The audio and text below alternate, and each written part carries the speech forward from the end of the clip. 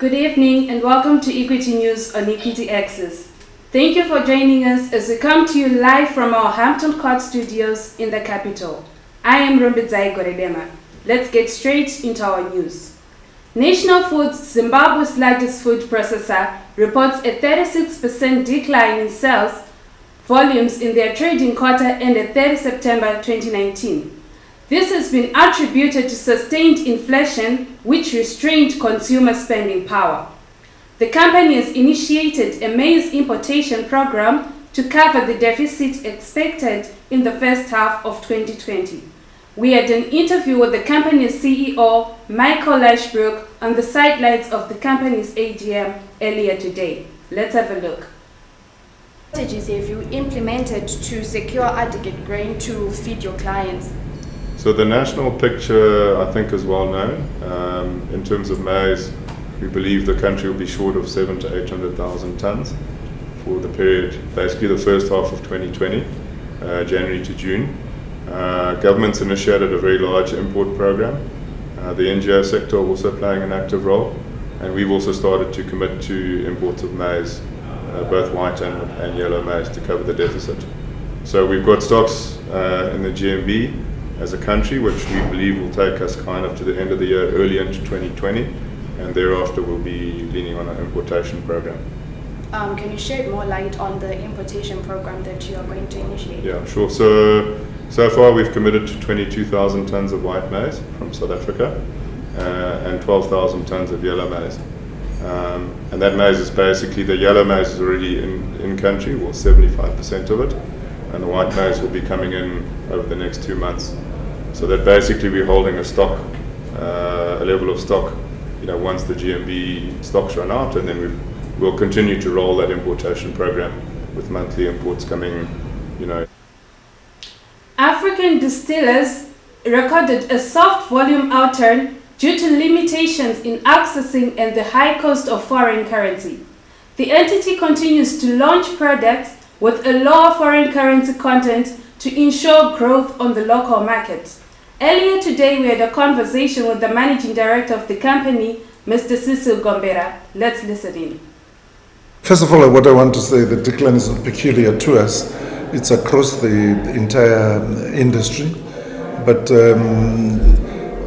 for AFTIS, we are looking at maintaining our share. That's the first prize for us. If we were sitting on X share last year in volume and also on spend, we would want to maintain that or grow that. That says we would want to be declining the least in the industry. So to do that, there are a number of strategies that we are pursuing. We are looking at products that are less reliant on Forex. You can never really run away from the Forex needs because, of course, all the packaging we use needs to be imported. But we are looking at focusing a lot more on locally produced products. That's not to say we will not be addressing the needs of the consumers that favor imported products, which are very, very important in our portfolio. We will continue doing that, and we will ensure that product is available in the market. We will follow the demand trends and ensure that we are adequately available on shelves. First of all, what I want to say, as the country continues to experience power outages, ZESA has issued a statement advising defaulters to settle their bills or risk power disconnections. The power utility further stated that it has intensified action to recover the $1.2 billion owed by the defaulting consumers to enhance public service delivery.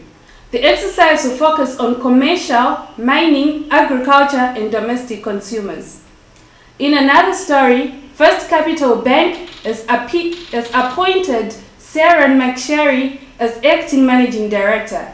He replaces Samuel Matsekete, who is taking up the CEO post at Old Mutual Zimbabwe in 2020. The State of the Mining Industry report issued yesterday stated that the gold subsector lost 20% of potential output due to the power outages during the course of the year. This is despite mining companies making advance payments to ZESA in foreign currency. Gold is Zimbabwe's largest foreign currency earner, raking in $1.2 billion in 2018. That's all for today. Don't forget to like, subscribe, follow us on Twitter and Facebook, and to visit our website www.EquityAxis.net. From the EquityAxis team and I, good night. Climbing to the top takes more than just hard work and smart choices. It's the passion that drives you from within, the endurance to keep going through difficult times, and having a very clear vision of how to succeed. That's what we strive for at CBZ. We're a diversified and innovative listed financial services group in Zimbabwe with a complete range of activities including banking, short and long-term insurance, asset management, and property investments.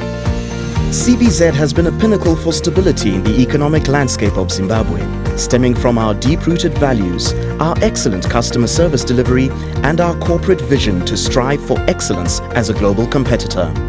Our continuous investment in research and development will cement our promise to provide customer convenience utilizing state-of-the-art technology.